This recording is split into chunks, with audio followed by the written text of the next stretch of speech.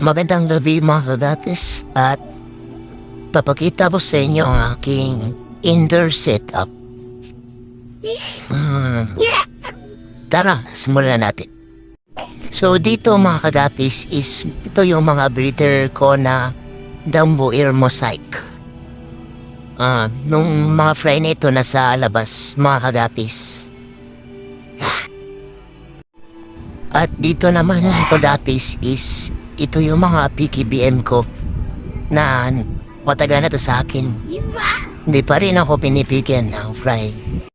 At ito naman mga kagapis is ito yung mga beta ko. Ito lang yung beta ko na inalagaan dati. Sobrang ganda kasi. At yun lang mga kagapis. Salamat sa panonood. Magandang gabi. Paalam!